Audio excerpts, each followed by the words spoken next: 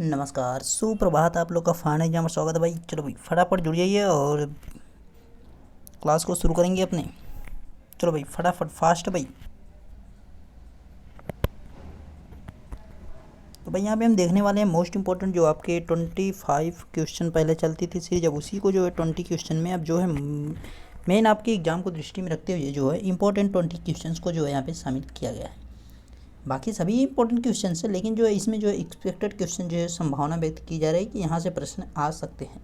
ठीक है, तो शुरू करेंगे अपनी वीडियो को और देखेंगे यहाँ पे भाई अपने जो इंपॉर्टेंट क्वेश्चन हैं। चलो भाई फटाफट सभी को गुड मॉर्निंग भाई, गुड मॉर्निंग। ओके, पहला प्रश्न आपके सामने आ रहा है भाई। चलो भाई फटाफट जवाब दीजिए इसका। पुष्कर मेला किस राज्य में लगता है? चलो भाई फटाफट सभी लोग जवाब दीजिए इसका भाई।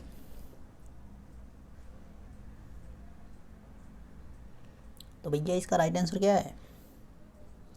तो भैया जो पुष्कर मेला लगता है ना, कहाँ पे लगता है? तो भाई राजस्थानियों के पास लगता है, राजस्थान में। इसका आपको ध्यान रखना है। ठीक है, इंपॉर्टेंट मेला भाई 12 वर्ष में एक बार लगता है।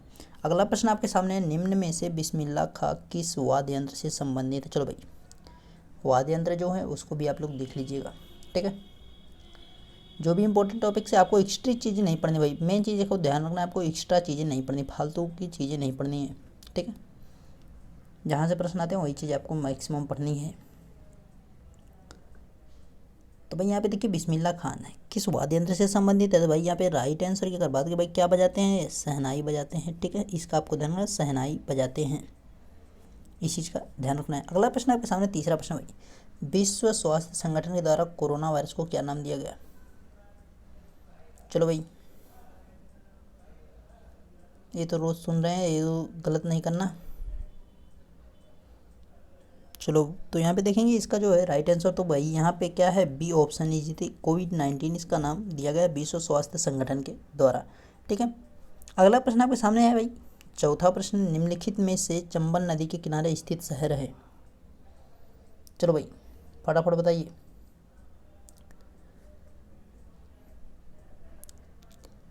चलो भाई अभी मैं जो है 10 तारीख के बाद जो है करंट का लगभग 50 क्वेश्चन प्लस जो है यूपी कैट, उसमें केवल यूपी कैट के लिए मैं छाँट प्रश्नों को शामिल करूँगा। ठीक है, लगभग 50 के पास आसपास रहेंगे प्रश्न जो कि आने वाले चांसेस जिसके बनेंगे।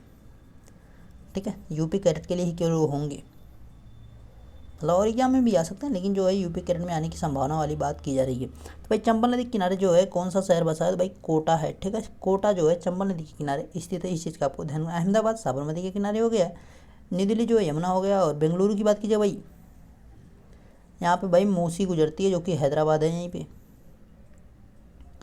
ठीक है, कृष्णा यहाँ पे बगल में है, यहीं बगल से सब नदियाँ गुजरती हैं, मतलब इस राज्य के इन नदियों के किनारे है नहीं, यहाँ नदियाँ बगल से गुजरती हैं, मतलब बगल वाले जो ज़िले हैं यानी उन्हीं से गुजरती हैं। ठीक है, अगला प्रश्न आपके सामने भाई, भारत की प्रथम निजी ट्रेन कौन सी चलाई गई है? चलो भाई फटाफट बताइए।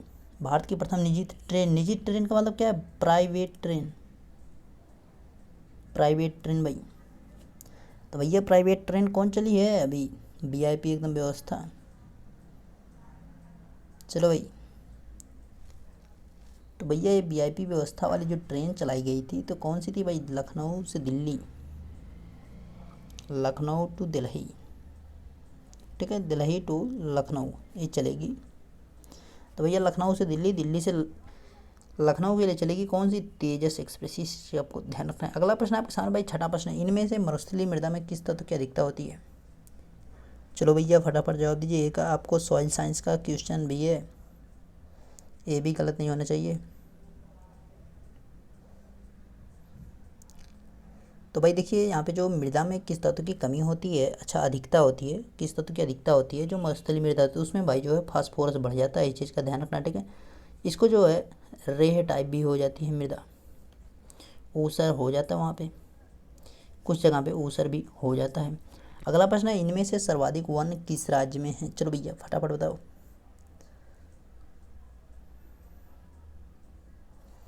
प्रतिशत की बात की जाए 89.959% जो है किस राज्य में है? तो भाई मिजोरम में है। मिजोरम के जो है 19 जो है प्रतिशत क्षेत्रफल पर जो है क्या है? 1 ही है। केवल 11 पॉइंट जो है वहाँ पे आप कर सकते हैं, 10.1 ही बच रहा है। ठीक है, 10.1 ही बच रहा भाई। तो भाई ये क्या है, वहाँ पे उतनी में जनसंख्या रहती है। भाई ये जो सर्वाधिक वन किस राज्य में है, तो भाई यहाँ पे मध्य प्रदेश है। ठीक है, ये भाई देखिए प्रतिशतता क्या है हिसाब से, छोटा सा राज्य है तो उसके जो है आधा ज़्यादा भाग पे मान लीजिए ये पूरे भाग पे जो है क्या लगा है, मध्य प्रदेश जो है इतना बड़ा समझ लो है। ठीक, इस चीज़ की बात की रहे, यानी मध्य प्रदेश में क्षेत्रफल के आधार पर ज़्यादा है, लेकिन क्षेत्रफल प्रतिशतता के आधार पर बात की यानी कुल जो क्षेत्रफल है उसके ज़्यादा भाग पे किस राज्य में लगा है, तो भाई मिजोरम में लगा है। ठीक है, लेकिन सबसे ज़्यादा वन कहाँ पे है, तो भैया वो मध्य प्रदेश में। इस चीज़ का आपको ध्यान, मध्य प्रदेश को भारत का हृदय भी कहा जाता है, सोया प्रदेश भी कहा जाता है। सबसे ज़्यादा सोयाबीन भी यहीं पर उत्पादित किया जाता है, दलहनी फसलें जो है यहीं पर सबसे ज़्यादा उत्पादित की जाती हैं, तिलहनी वाली जो फसलें होती हैं। ठीक है, तिलहन वाली। चलो भाई 8वां प्रश्न है, भारतीय सिविल सेवा का जनक किसे कहा जाता है, तो भैया भारतीय सिविल सेवा का जनक किसको कहा जाता है, फटाफट जवाब दीजिए इसका।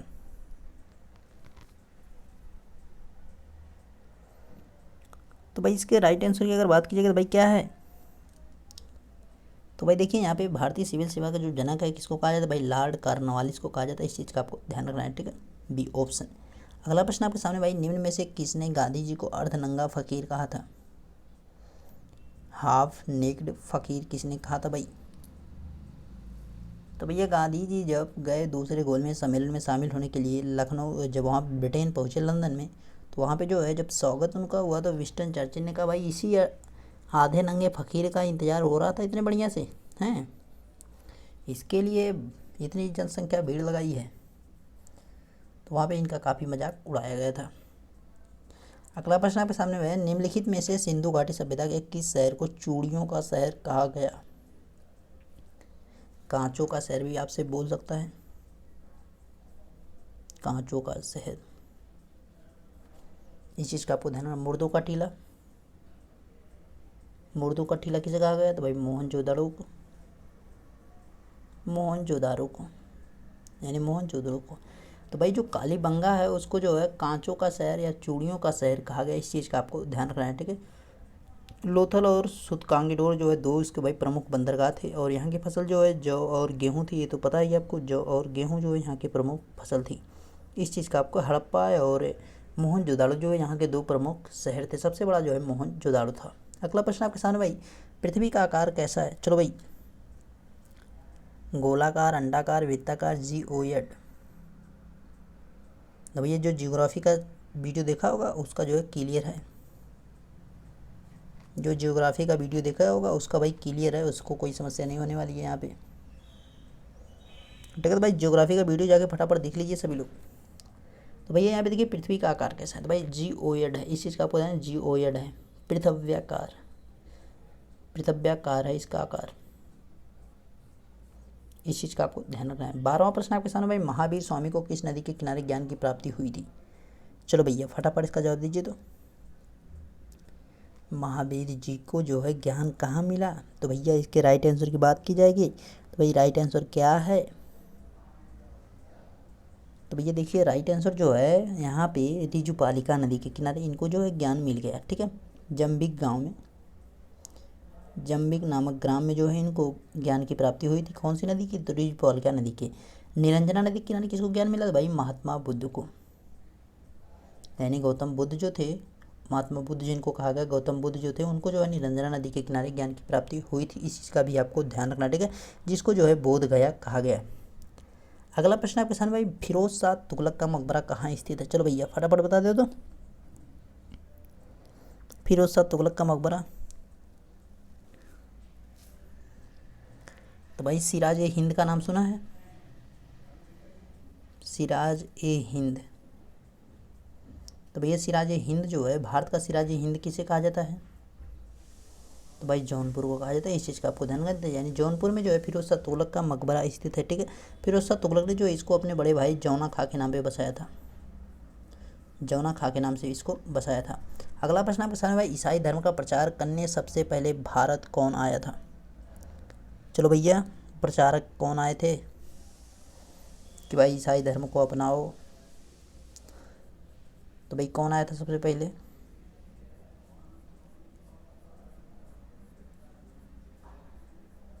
तो भाई बताएंगे। तो भाई यहाँ पे देखिए जो आपको दिख रहा है पहला ऑप्शन, सेंट जोसेफ जो है ये आए थे प्रचार करने ईसाई धर्म का भारत में। 15वां प्रश्न आपके, दार्जिलिंग एक पर्वतीय शहर है या किस राज्य में स्थित? चलो भाई फटाफट बताइए, दार्जिलिंग एक पर्वतीय शहर है, किस राज्य में है? फटाफट भाई, फास्ट भाई, किसी का गलत ना हो भाई। तो भाई देखिए यहाँ पे जो राइट आंसर है भाई, दार्जिलिंग एक पर्वतीय शहर है या किस राज्य में स्थित है, तो इसके राइट आंसर की अगर बात की भाई, कहाँ पे? वेस्ट बंगाल यानी पश्चिम बंगाल में है, पश्चिम बंगाल में। तो भैया दार्जिलिंग जो है पश्चिम बंगाल में, इस चीज़ का ध्यान रखना है। दार्जिलिंग चाय, दार्जिलिंग चाय, दार्जिलिंग चाय को सबसे पहले जीआई टैग दिया गया कब? 2004 में। यानी भारत में अगर किसी उत्पाद को सबसे पहले जीआई टैग दिया गया था तो किसको दिया गया था? दार्जिलिंग चाय को। कब दिया गया था? 2004 में। इस चीज़ का आपको ध्यान रखना है।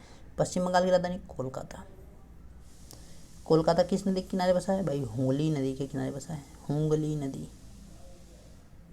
इस चीज़ का आपको ध्यान रखना है। अगला प्रश्न आपके सामने भाई 16वां प्रश्न है, भारतीय वायुसेना में प्रथम महिला इंजीनियर पायलट कौन बनी है? चलो भाई फटाफट,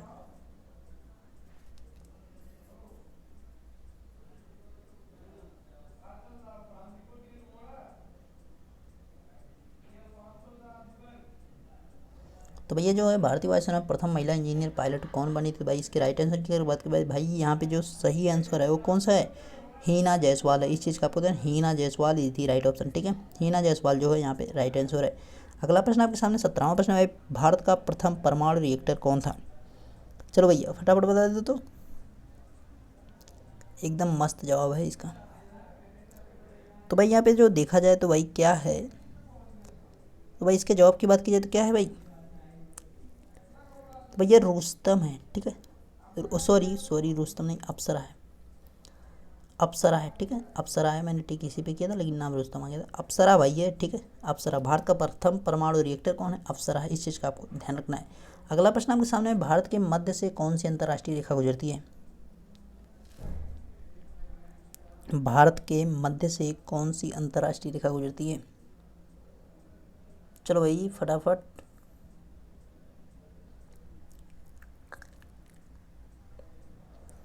तो भैया देखिए इसका जो जवाब है ना, भारत के मध्य से कौन सी अंतर्राष्ट्रीय रेखा गुजरती है? कौन सी गुजरती है? कर्क रेखा गुजरती है। इस चीज़ का आपको ध्यान रखना है। तो यानी उत्तरी गोलार्ध में जो है 23.5 डिग्री से कर्क रेखा गुजरती है। भाई कर्क रेखा पे अवस्थित कितने राज्य हैं? 8 राज्य हैं। ट्रिक वही है पुराने वाले मित्र पर गमछा जहाज, गमछा जहाज। ये तो अभी आपका ट्रिक से काम चल रहा है, लेकिन आप जब आगे बढ़ेंगे तो ट्रिक से भाई आप याद रखेंगे तो भाई केवल 8 ही 7 राज्य हैं, लेकिन आपको जो है भारत के सभी राज्य याद रहेंगे। अभी आप एंट्रेंस एग्जाम दे रहे हैं, अगर आप कॉम्पिटेटिव एग्जाम में कभी पहुँचते हैं तब आपको ज़रूरत पड़ेगी सभी राज्यों को याद करने के क्रम और तरीके से। लेकिन अभी भाई एंट्रेंस एग्जाम क्वालिफाई करना, पहले एंट्रेंस एग्जाम क्वालिफाई किया, उसके बाद में कुछ देखा जाएगा, ठीक है। मित्र पर गमछा जहाज यहाँ पे हो गया, मिजोरम हो गया, त्रिपुरा हो गया, पश्चिम बंगाल हो गया, राजस्थान हो गया, गुजरात हो गया, मध्य प्रदेश हो गया और छत्तीसगढ़ हो गया, झारखंड हो गया। बात खत्म, ठीक है। अगला प्रश्न आपके सामने भाई, निम्न में से चाइना मैन शब्द किस खेल से संबंधित है? चलो भैया फटाफट बता दो तो। निम्न में से चाइना मैन शब्द किस खेल से संबंधित है? एक नाम बताएं। Chinaman, Brad Hogg. Brad Hogg जो है पहले चाइना मैन गेंदबाज थे, यानी क्रिकेट से संबंधित है। तो भाई वर्तमान में जो है कुलदीप यादव, कुलदीप यादव जो है भाई चाइना मैन गेंदबाज है, ठीक है। नाम है, शब्द है, क्यों चाइना से वो नहीं है। अगला प्रश्न आपके सामने, मेलबॉर्न क्रिकेट ग्राउंड किस देश में स्थित? चलो भैया Melbourne cricket ground, Melbourne cricket ground. तो भाई देखिए इसका जो जवाब है वो क्या है भाई, यहाँ पे देखिए तो भाई मेलबॉर्न जो है कहाँ पे? ऑस्ट्रेलिया में। इस चीज़ का आपको ध्यान रखना, ठीक है। ऑस्ट्रेलिया में जो है मेलबर्न क्रिकेट ग्राउंड है। तो भाई आपके जो मोस्ट इंपॉर्टेंट 20 क्वेश्चंस थे वो हो गए कंप्लीट, और इसी के साथ आपका वीडियो भी हो गया कंप्लीट, ओके। और कोई समस्या अगर होती है तो उसको भाई कमेंट कर दीजिएगा, ठीक है, मैं उसको जवाब दे दूँगा। ओके बाय, टेक केयर, और अपनी पढ़ाई को जारी रखिए। कहीं भी रुकावट आए तो भाई बताइएगा, मैं कोशिश करूँगा उसका समाधान करने की। Okay bye, take care.